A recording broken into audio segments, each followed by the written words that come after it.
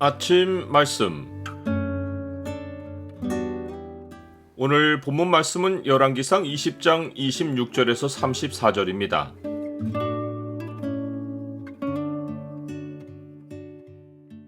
어떤 일에서도 오직 주께만 영광을 돌리라.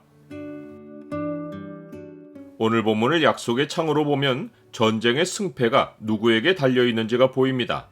약속의 창을 보여주는 구절은 20장 28절입니다.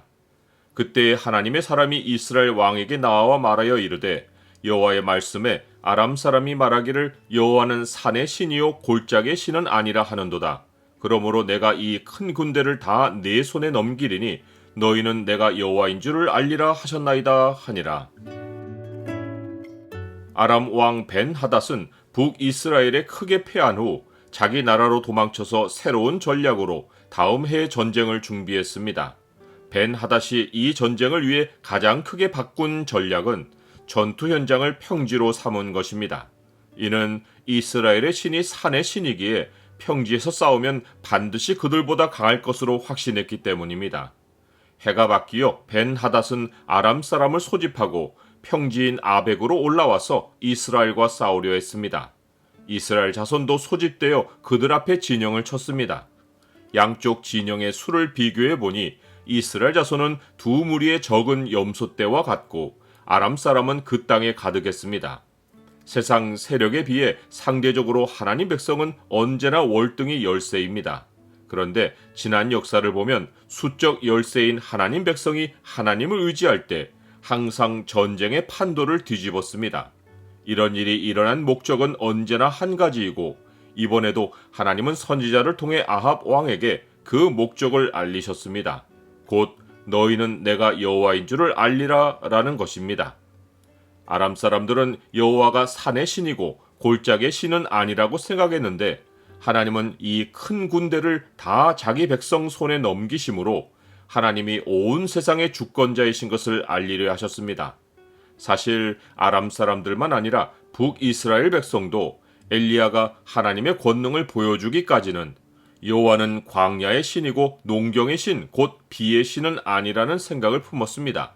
이제 여호와 하나님은 지난 전쟁에 이어서 이번 전쟁을 통해서도 여호와 하나님의 통치가 만방에 미친다는 사실을 깨닫게 해주려 하셨습니다. 진영이 서로 대치한 지 7일째의 전투가 벌어졌고 이스라엘 자손이 하루에 아람 보병 10만 명을 죽였습니다. 이것은 하나님이 여호와의 사자들을 동원하시어 배후에서 돕지 않으시면 일어날 수 없는 승리였습니다. 아람 군대의 남은 자가 도망하여 성읍으로 들어갔는데 그 성벽이 그들 위에 무너졌습니다. 이 사건은 더더욱이 전적인 하나님의 역사였는데 이스라엘이 가나안에 들어와서 그 땅의 첫 성인 여리고를 정복했던 사건을 상기하게 했습니다. 이 일을 통해 하나님이 의도하신 것은 북이스라엘 백성을 처음 신앙으로 돌이키시는 것이었습니다. 위세를 떨치던 벤 하닷은 군사들을 거의 다 잃고 다른 성읍으로 도망하여 골방에 숨었습니다. 이때 그의 신하들이 그에게 나아가서 말하기를 우리가 들은즉 이스라엘 집의 왕들은 인자한 왕이라 하니 만일 우리가 굵은 배로 허리를 동이고 테두리를 머리에 쓰고 이스라엘의 왕에게로 나아가면 그가 혹시 왕의 생명을 살리리다 라고 했습니다. 굵은 배는 비탄과 슬픔을 나타내고 테두리를 머리에 쓰는 것은 사로잡힌 자의 항복 표시였습니다. 하지만 신하들이 말한 대로 북이스라엘 왕들이 인자하다는 것은 사실이 아니었습니다. 다만 신하들은 겁에 질려 있는 왕을 일으켜 세워서 왕을 앞세워 아람 나라가 존속할 최후의 방도를 시도하려고 궁리한 것입니다. 이에 벤 하닷은 굵은 배로 허리를 동이고 테두리를 머리에 쓰고 신하들을 앞세워서 아합에게 나아가 생명을 구걸했습니다. 지난번 전쟁에서는 아합이 일일이 선지자에게 여호와의 지시를 물었는데 두 번에 걸쳐 큰 승리를 얻은 아합은 그들의 요구를 듣고 여호와께 묻지 않고 자신의 관대한 덕양을 내보이며 벤 하닷의 안부를 묻고 그를 형제로 받아들였습니다. 아합은 이에 그치지 않고 벤 하닷을 자신의 병거에 올리고 대등한 상대로 대접했습니다.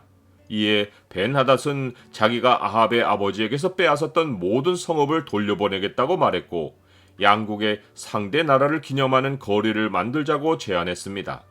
이것은 두 나라 간 통상을 제안한 것인데 아합은 조약을 맺고 벤하닷을 놓아주었습니다. 나는 어떤 일을 한 후에 항상 하나님께 영광을 돌립니까? 아합은 승리를 여호와께 돌리지 않고 자기 덕을 내세웠고 경제적 이익을 챙겼습니다.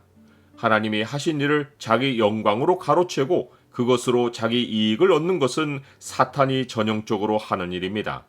오직 하나님께만 경배하려는 태도를 가지지 않으면 첫사람 아담같이 순간에 자기 영광에 도취되어 사탄에게 미혹될 수 있습니다.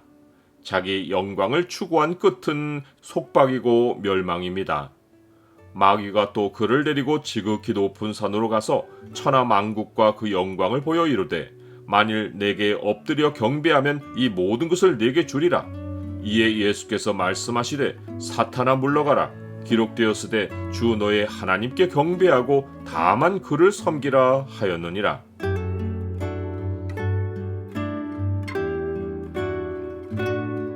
주님, 도무지 일어날 수 없는 일이 삶에 생길 때 그 원인은 오직 주님이십니다.